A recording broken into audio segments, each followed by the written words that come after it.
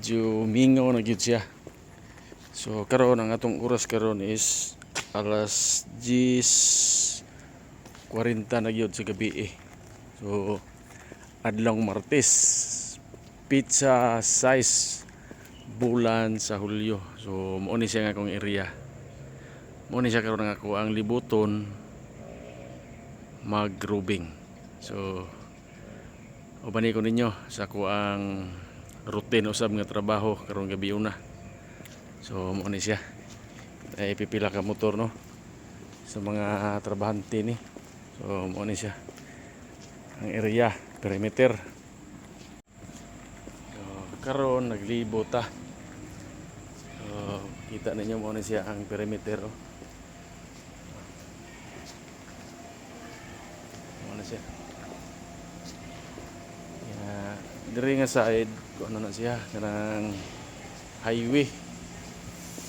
So makita ninyo sa gawas tagas kayo ang building. So mo na siya. Oh. Ya kita na to didto tagikan sa likod. So padulong ta diri. So mo na siya mga idol. So mao sa din siya akong gisubay kagabi. So karon balik ta. Ano po din siya.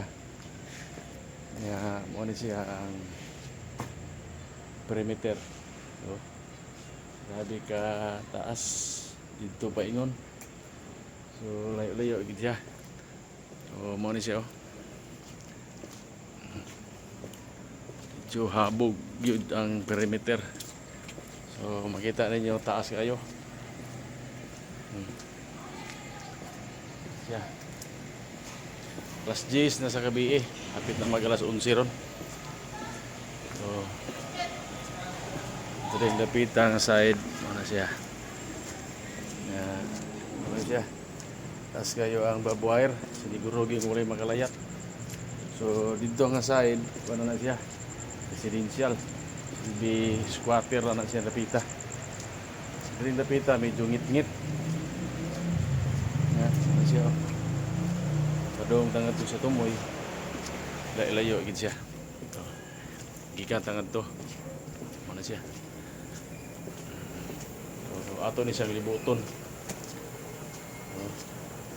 Grabe kahabog ang perimeter dire mga idol oh. Ano ba?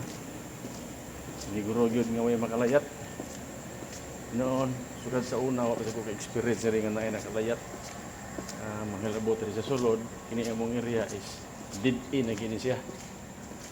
So mo ni siya ang sa mo ka area, tambayanan sa akong mga kauban. So na siya payag na siya naning electric pan. So kung magabi wala kini sa tao. Pan lang kanang maadlaw. Starting alas 6 hangtod po alas 6 sa hapon. So itong ipakita dito tagikan no. Medyo layo-layo gid siya. Dito tagikan.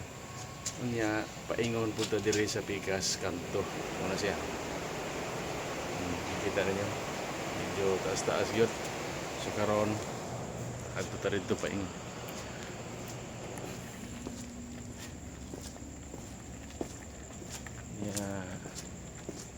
Haring diri sa pikas company. Usahay na po na siya nga company. Ano siya mo ang silingan nga company. Hay po na siya.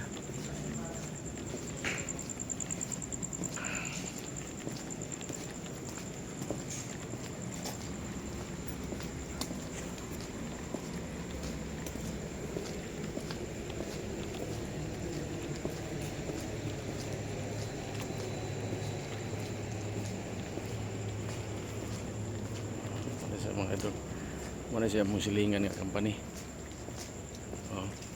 So mingaw na po buhay mga tao.